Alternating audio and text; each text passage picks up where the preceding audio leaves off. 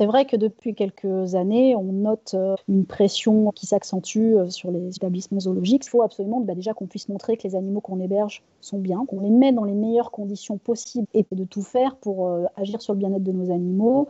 C'est aussi de diffuser nos messages, d'expliquer, d'être transparent sur nos actions, d'expliquer nos missions. Il y a ce qu'on fait sur le zoo, mais il y a aussi ce qu'on fait dans la nature. Aujourd'hui, il faut savoir qu'il y a des animaux qui sont revenus dans leur milieu naturel grâce au parc zoologique. Pour moi, il faut prendre cette pression-là comme un booster, que ça nous pousse encore plus et que ça nous tire vers le haut.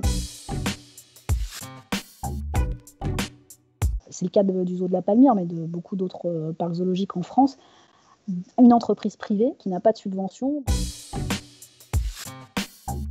Notamment sur les programmes de recherche et les programmes de conservation. On fait appel à des fonds de l'État, avec la DEAL. On fait appel à des fonds européens, notamment dans le cadre de la coopération régionale. Mais on a aussi une subvention de la région Réunion, donc qui au départ était versée à l'association, lorsque c'était l'association qui gérait, et qui maintenant est versée à la société publique locale de Réunion des musées régionaux, qui gère l'ensemble des musées.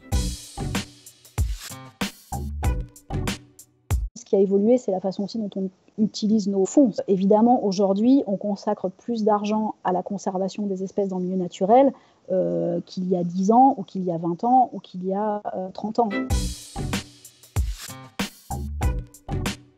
C'est vraiment du partenariat avec souvent un petit peu d'assistance scientifique, parce qu'on travaille avec des pays comme Madagascar et les Comores, moindrement les Seychelles, qui n'ont pas les mêmes moyens logistiques et financiers que nous.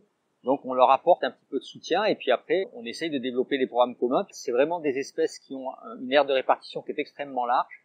Donc les tortues qui se reproduisent à La Réunion peuvent aller se nourrir sur Madagascar, ou celles qui se reproduisent à Maurice peuvent venir se nourrir à La Réunion. Donc il faut vraiment qu'on ait un travail en commun. Et c'est même une obligation dans le cas des espèces migratrices d'avoir ces partenariats, parce que c'est la seule façon d'avoir vraiment une vision globale de ce qui se passe sur l'ensemble de l'aire de répartition des tortues.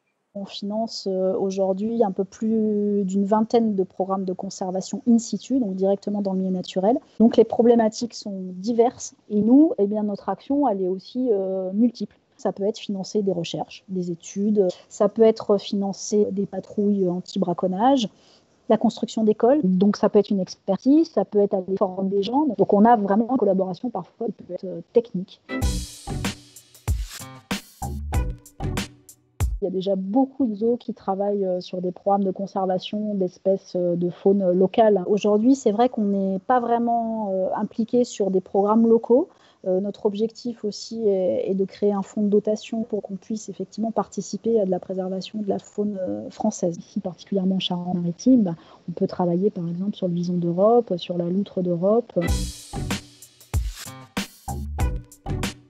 Lorsque les ressources économiques diminuent, elles sont en priorité affectées sur ce qui est essentiel pour les communautés humaines, et du coup l'environnement forcément arrive en second plan. On a été fermé plus de 2 mois et qu'on est fermé en ce moment. Notre chance aux zoo de la Palmyre, c'est qu'on avait une trésorerie conséquente et une bonne santé financière. Les programmes sur place sont évidemment fortement impactés aussi. Voilà, une baisse du tourisme, donc les communautés locales sur place n'ont plus de revenus. Nous, on est content d'avoir pu continuer à les soutenir cette année et on va continuer à le faire. La plupart ont pu fonctionner très correctement malgré une situation compliquée. Chaque programme a été financé de la même façon qu'il l'a été l'an dernier.